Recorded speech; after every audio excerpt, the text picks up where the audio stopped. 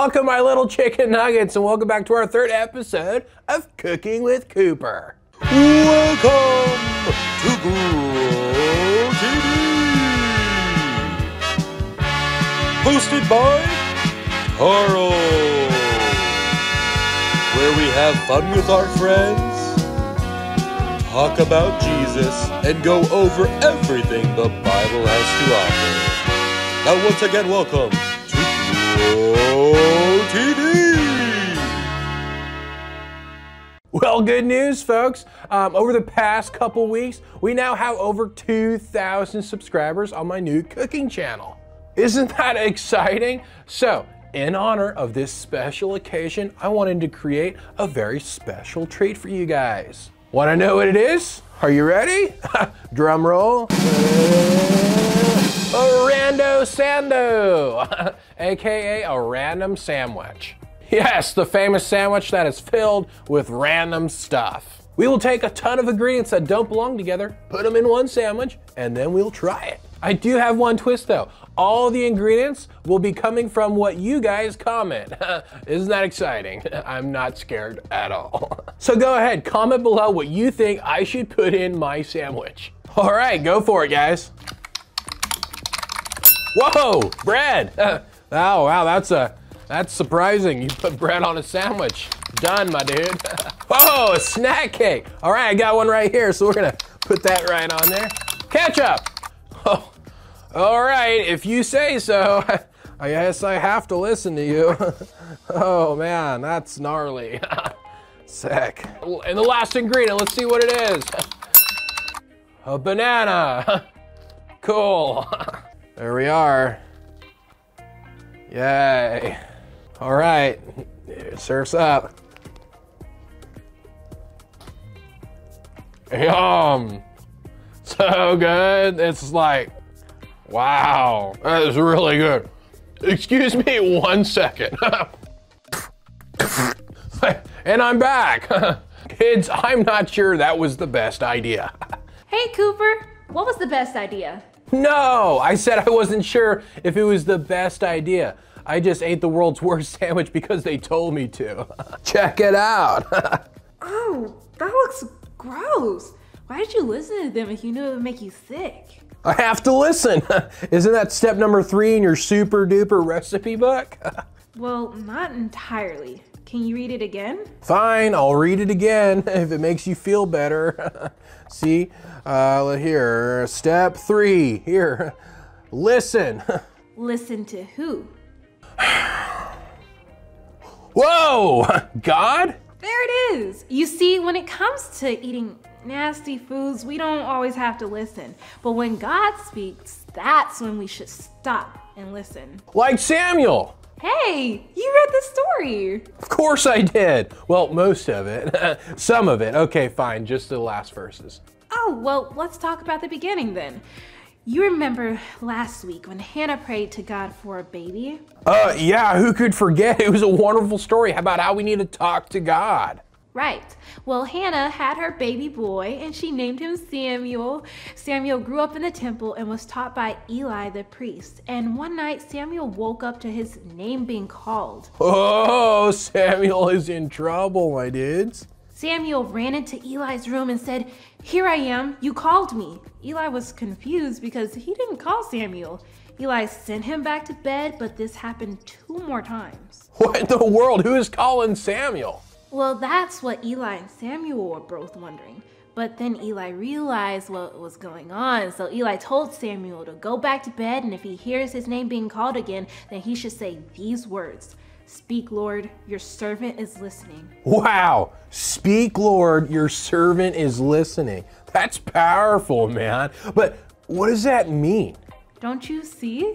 Eli wasn't calling Samuel. No one was in the temple. So the only one who could be calling Samuel that moment had to be God!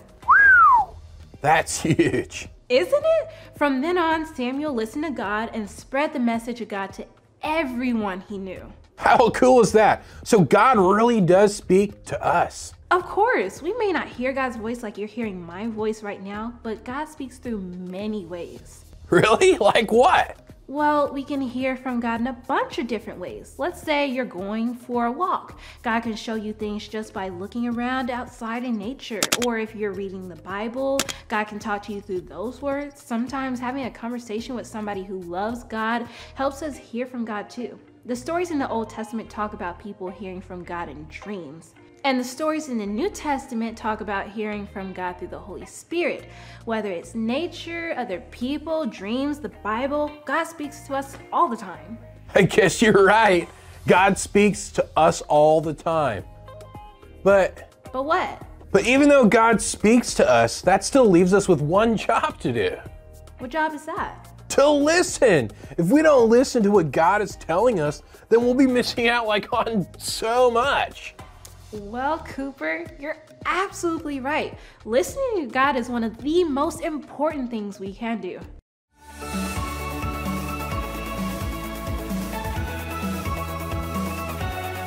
Well, you heard it, kids. Our big idea is step 3, listen to God. So on the count of 3, let's say it together. Are you ready? 1, 2, 3. Step 3, listen to God. Good job, everybody. Now next week, Cooper's gonna find out the last step in the super duper recipe book. So don't miss out. We'll see you then. Thank you for watching, and tune in next week for a new episode of Pro TV.